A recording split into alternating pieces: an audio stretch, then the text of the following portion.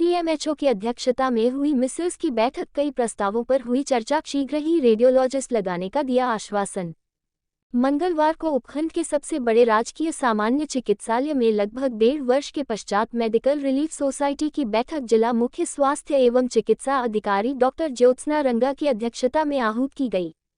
MRS की बैठक में मुख्य चिकित्सा प्रभारी डॉक्टर विनायक गौड़ सहित भारतीय जनता पार्टी नसीराबाद मंडल अध्यक्ष संजय यादव, विशेष मंत्री सदस्य प्रकाश शर्मा सहित अन्य चिकित्सक उपस्थित रहे। बैठक के दौरान निम्न प्रस्तावों पर चर्चा कर उन्हें पारित किया गया, जिनमें राजकीय सम्मानित चिकित्सालय नसीराबाद में 2 अतिरिक्त सफाई कर्मचारियों को रखना और उनकी तनख्वाह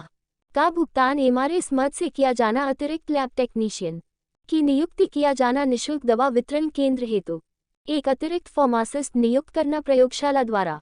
के बाहर स्थित शौचालय की अवस्था को देखते हुए उसकी मरम्मत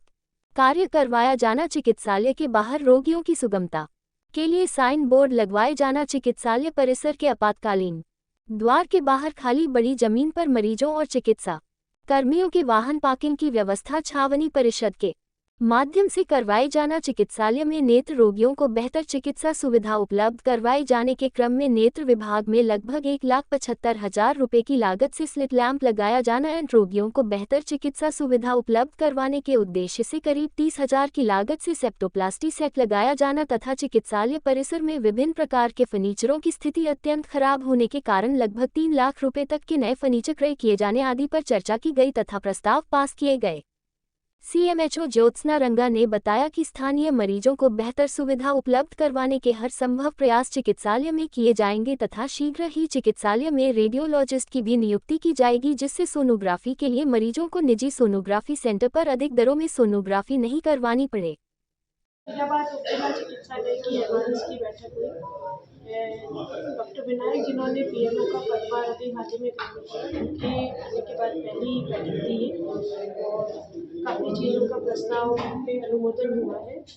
माननीय विधायक महोदय उनके प्रतिनिधि भी रही हैं, तो उनके द्वारा भी अनुमोदन किया गया है, जिसमें सफाई व्यवस्था पे थोड़ा खर्च बढ़ाना,